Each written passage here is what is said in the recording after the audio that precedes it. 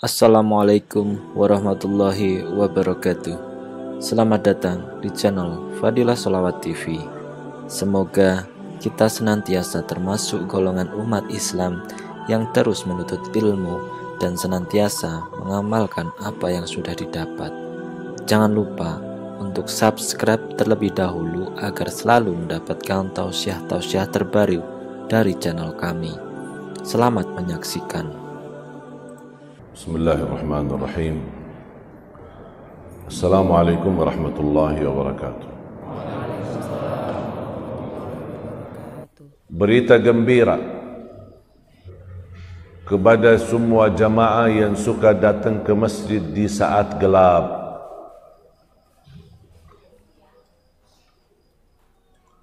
Rasulullah sallallahu alaihi wasallam bersabda, بشر المشائين في الظلم إلى المساجد بالنور التام يوم القيامة.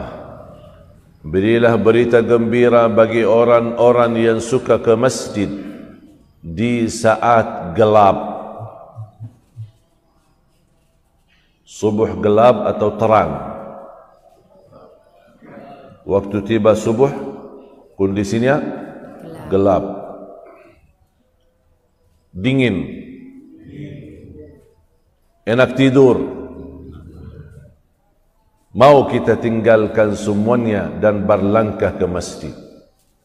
Allah tidak akan sia-siakan itu. Sangat mulia posisi salat subuh. Hanya saja yang tidak pernah Rasul tinggalkan dalam kondisi sehat maupun sakit, dalam kondisi musafir maupun mukim, dalam posisi aman maupun perang, Rasul tidak pernah tinggalkan dua sunnah, sunnah witir, sunnah qabliyah subuh. Bahkan ulama membolehkan bagi orang yang senantiasa menjaga sunnah subuh, seandainya ketika satu hari terbangun, sudah iqamat, tidak dapat kita laksanakan salat sunnahnya, kita wudu dan segera bertemu dengan salat jamaahnya. Begitu selesai salat jamaah, dibolehkan untuk berdiri dan qada salat sunnahnya.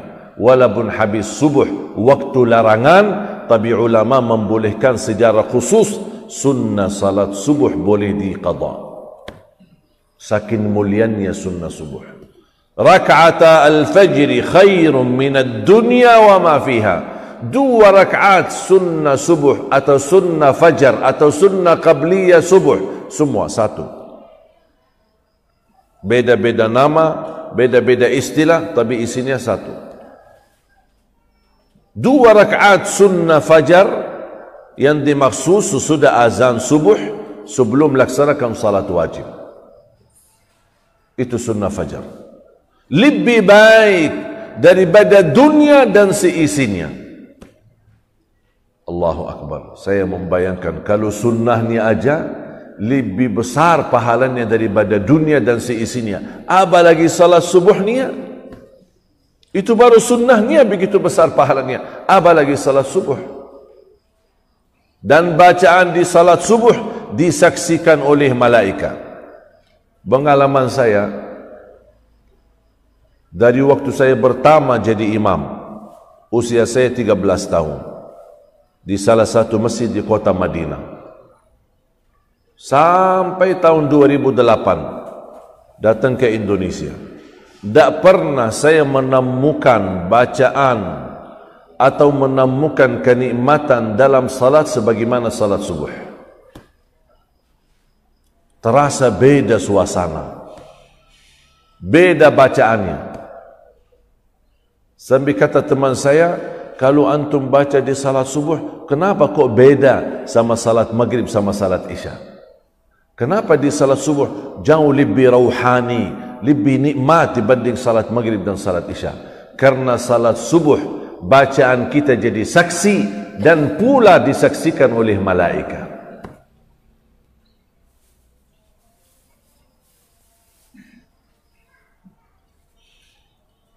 Man shalla al-fajr fi jama'atin faka'annama qama al-laila kullah.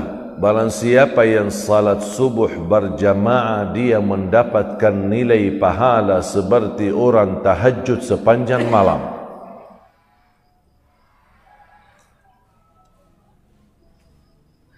Padahal sepanjang malam ngapain? Enak tidur. Tak ada salat tahajud, tidur. Dengan salat subuh berjamaah tertulis di buku amal seperti pahala orang tahajud dari Isya sampai subuh. Hanya dan ikut salat subuh berjamaah. Man shalla al-fajr fi jama'atin fahuwa fi dhimmatillah. Barang siapa yang salat subuh berjamaah, dia dalam lindungan Allah. Dilindungi oleh Allah SWT.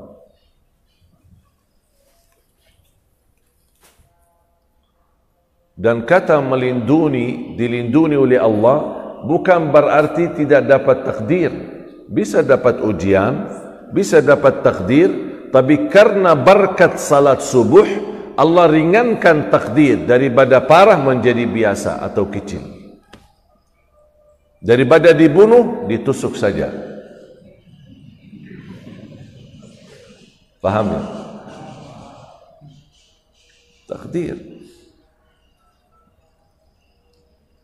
Dan orang mukmin yang percaya takdir, dia percaya ketika ditimpa musibah, Allah berikan musibah yang ringan karena Allah menahan atau melamatkan kita dari takdir yang lebih besar. Tak mungkin ada takdir yang menimpa kita, pasti ada takdir yang lebih besar. Yang paling bahaya ujian kalau dapat musibah di dalam agama kita. Murtad itu musibah yang paling besar. Nauzubillah min dzalik. Kalau terkait agama, baru itu namanya musibah besar. Tapi terkait sehat, jadi sakit, kecil itu. Punya bisnis, kemudian rugi, kecil itu. Anak kita yang tersayang meninggal dunia, kecil itu, tidak ada artinya. Saya pernah waktu itu di kelas SMA di Madinah. Saya keluar dari sekolah, pas di gerbang pintu sekolah di luar, saya bertemu dengan orang buta. Sering saya perhatikan dia berada di sekolah kita, tapi beda kelas.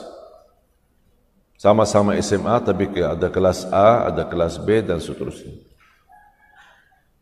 Dan saya di waktu itu sama juga berdiri di sampingnya menunggu ayah saya jemput.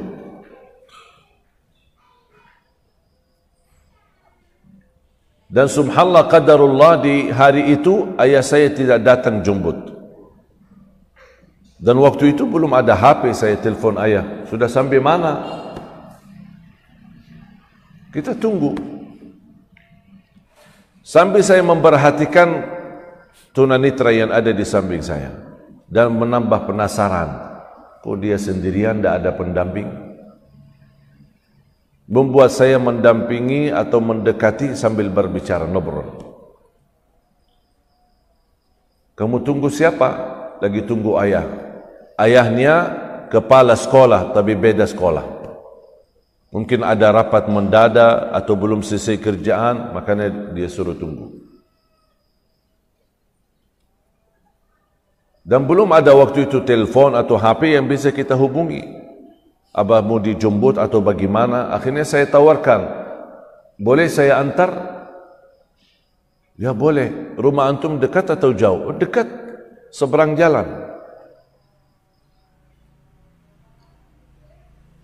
Ya udah, saya dampingi, tapi antum kasih tahu, tunjukkan jalan. Langsung dia ketawa. Saya bilang, kenapa kau ketawa? Masa orang buta yang tunjukkan jalan?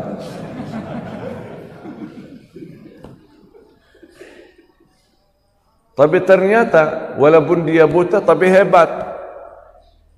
Sambil saya mendampingi, memegang tangannya, dia yang menyuruh saya kanan kiri lurus, hati-hati ada lubang, terus ini ada kanan. Masya Allah, hafal jalan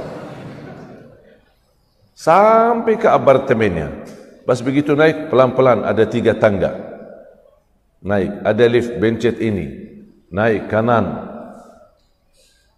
dan dia sendiri tidak mau. Saya mau bantu, misal mau bencet lantai berapa di lift, dia sambil dia begini, dia yang bencet sendiri sampai ke depan rumahnya. Pas di depan rumahnya, dia yang sendirian, bel rumahnya atau tekan, dibuka oleh ibunya. Ibunya dari belakang pintu sambil nangis. Terima kasih, jazakumullahu khairan, anak saya. Sambil saya kekhawatiran karena ayahnya tidak bisa jemput, bagaimana bisa dibawa anak saya ini. Alhamdulillah saya bersyukur, antum berkenan antar. Sambil dia nangis, maksa-maksa untuk masuk rumah. Suaminya sedang lagi dalam perjalanan mau sampai rumah. Terus si tunanetra memegang tangan saya, kemudian mengajak saya masuk ke ruang tamu. Karena orang Arab di sana kalau berbicara sama orang laki-laki yang bukan muhrim dari belakang pintu. Karena mereka kan pakai niqab. Begitu saya masuk, saya duduk, namanya Tariq, si tunanetra ini. Kemudian tiba-tiba ada 2 orang laki-laki masuk, anak-anak. Ada waktu itu, ada yang usianya 15 tahun, ada yang usianya 8 tahun. Saya tambah sadar, begitu mereka masuk dan salaman, ketika saya salaman, baru saya sadar, dua-duanya tunanetra. Saya kaget. Ayahnya tidak tunanetra, normal, ibunya pun sama, tapi mereka berempat saudara, 3 laki dan 1 perempuan, semuanya tunanetra.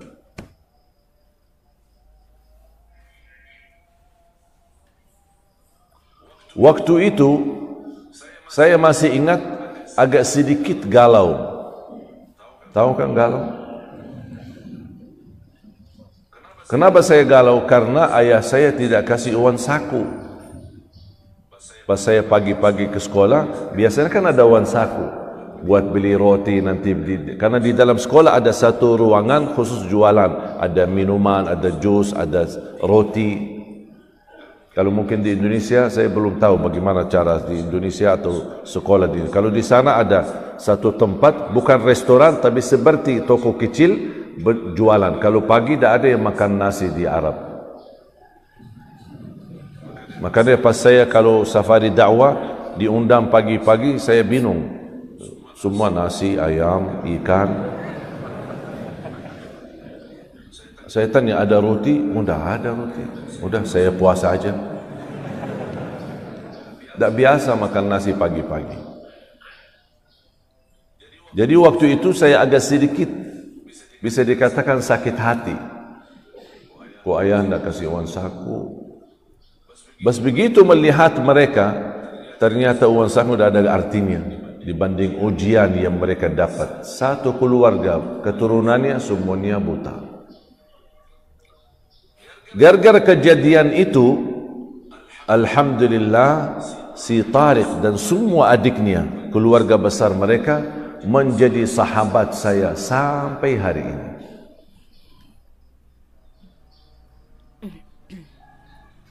Dan mereka subhanallah semuanya penghafal Al-Quran 30 juz. Pernah saya undang seorang tunanetra, mungkin Bapak Ibu pernah nonton di acara Hafiz Indonesia tahun 2014. Saya pernah undang seorang anak. Waktu kita undang usianya 12 atau 13 tahun. Buta. kecil badannya. Namanya Syekh Jihad. Hafal Al-Quran dengan angka. Ayat bawah, ayat atas, angka berapa, asbabun nuzul, tafsir. Beberapa hari yang lalu saya menerima telefon dari ayahnya dan kirimkan rekaman video. Beliau mendapatkan juara menghafal hadis Rasulullah SAW. Hafal Sahih Bukhari, hafal Sahih Muslim, hafal Sunan Imam Nasai, Imam Tirmizi, Ibnu Majah, Abi Daud dan Musnad Imam Ahmad bin Hanbal, Musnad Abdul Razzaq, Musnad Al-Bazzar, Imam Al-Baihaqi, wa Tabarani. Saya kaget. Semua hadis itu hafal. Yang sahih maupun yang dhaif dia hafal. Dan dites langsung hafalannya di hadapan Imam Besar Masjidil Haram Syekh Sudais. An Abi Hurairah radhiyallahu anhu qala Rasulullah sallallahu alaihi wasallam innama, langsung dia lanjutkan. Cuma innama dia sebutkan semua hadis yang ada innama. Buta.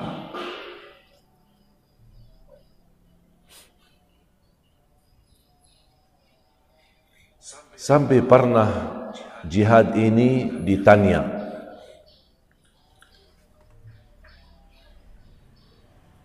wahai jihad, pernah enggak kamu berdoa meminta sama Allah supaya kembalikan nikmat mata dan bisa melihat lagi? Apa jawaban beliau? Saya tidak pernah berdoa meminta itu. Saya tanya kenapa? Kata beliau, buat apa? Kalau saya nanti bisa lihat, malah justru nanti sering cuci mata. Daripada dosa mata, mendingan buta. Subhanallah. Makanya orang yang percaya takdir, apapun ujian yang dia hadapi, menjadi takdir itu ringan bagi dia. Bukan berat, ringan. Ini dari mana takdir? Ini dari mana musibah? Dari Allah. Percayalah Allah Maha Kasih Sayang, Allah Rahman, Allah Rahim, Allah Maha Adil, Allah Maha Baik. Tak mungkin datang satu ujian dari Allah untuk menyusahkan kita. Allah tidak suka menyusahkan hamba. Allah tidak suka membebani hamba. Tapi begitulah proses ujiannya. Untuk meningkatkan darjat kita dan menampuni